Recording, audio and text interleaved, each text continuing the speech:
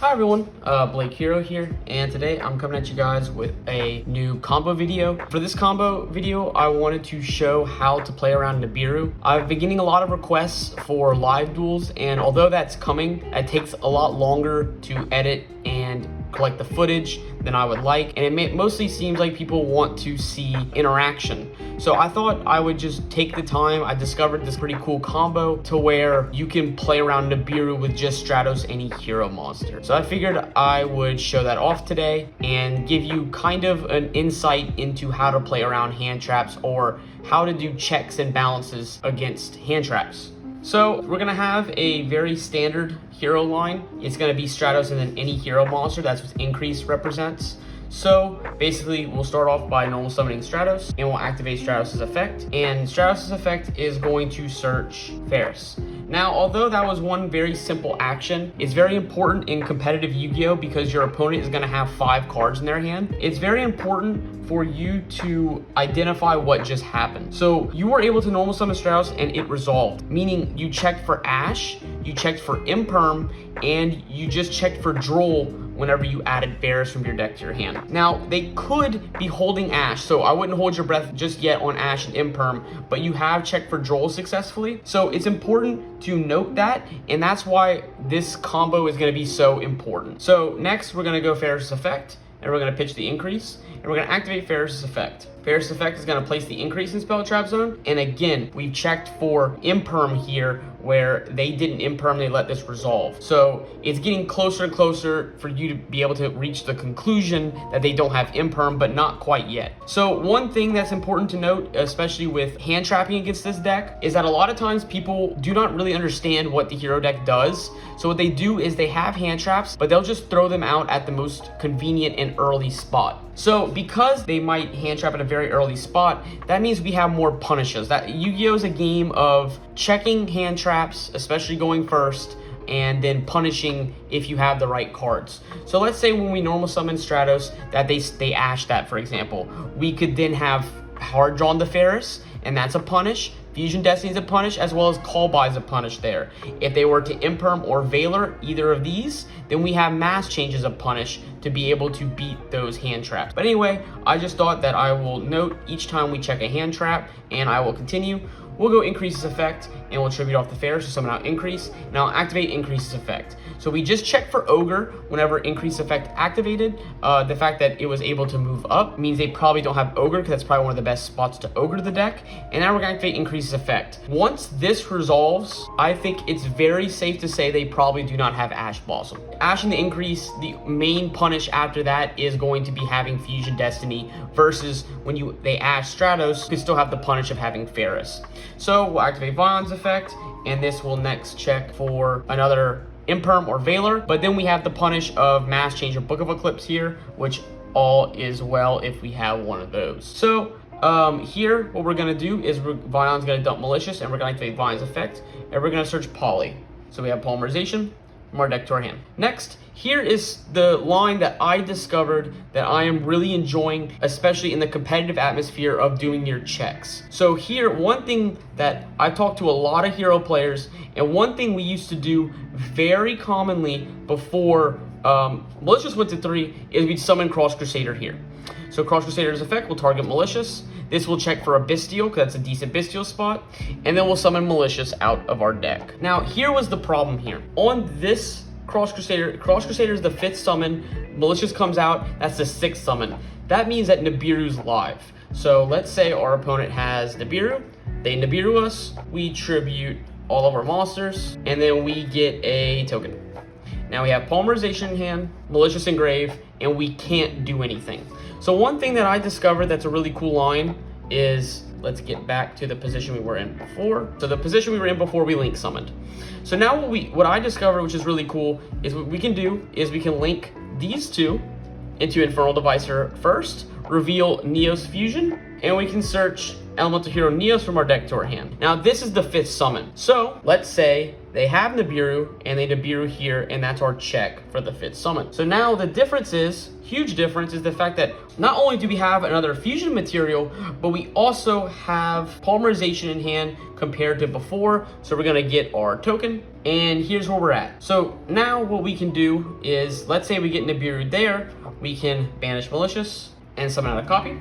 Now we can activate polymerization, and we can fuse Malicious and Neos together, which is 2 hero monsters of different attributes, to summon out the Sunrise. Sunrise effect is going to activate, and we can search Miracle Fusion. Next, what we can do is we can activate the Miracle Fusion. We can banish the Stratos and the Neos to summon out Flame Wingman Infernal Rage. We're gonna activate Infernal Rage's effect to search from our deck to our hand the favorite contact. And now, because Infernal Rage would use a normal monster as material, you can actually tribute off the Infernal Rage and summon out the Winged Karibo from your deck. You can set the favorite contact, and now on your opponent's turn, what you have through Nibiru, and that was Stratos, any hero monster, is you have the Winged Karibo that can destroy if they do try to go to battle phase. This will trade with the Nibiru, and then you still have the favorite contact to pop some cards as well with just Stratos, any hero monster, which is one of the reasons why I like the Karibo so much.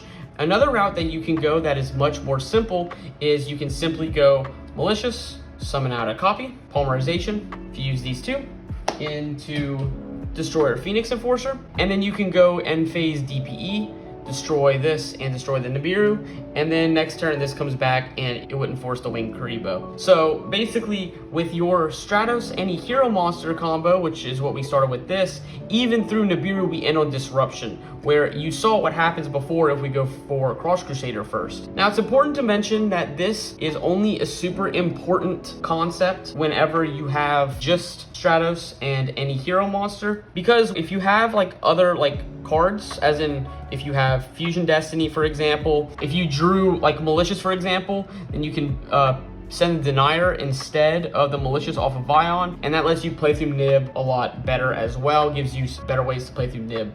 But I'm gonna go and set back up and show you what happens if you don't get Nibiru'd, how to continue to check for Nibiru, because obviously they might not activate Nibiru on your 5th summon. So I'll show you how to continue to check for that if you make it past that point. So now we're here, and I will show you how to, in the same position before, I will show you how to continue the line if they don't have Nibiru, to continue to check for Nibiru, because they could be holding the Nibiru. So just in case, we're still gonna go for the Infernal, grab our Neos, and now we're gonna banish Malicious to summon out a copy. And we're actually gonna link these 2 warrior monsters, and then you have to summon Cross Crusader to one of these zones because your extra monster zone's full. So with Cross Crusader, target the Malicious, summon the Malicious, and now we are at the same position as before, where they can now Nibiru you here, but you still have a Malicious left in deck, to where you can still end on DPE or favorite contact plus the Winged Karibo. But we'll continue to check for the Nibiru throughout the rest of the combo. We'll go Cross Crusader's effect, tribute, and now here is a great position to add Liquid Soldier. Now, I've actually cut Liquid Soldier from my deck at the moment, but this is a good use for Liquid Soldier.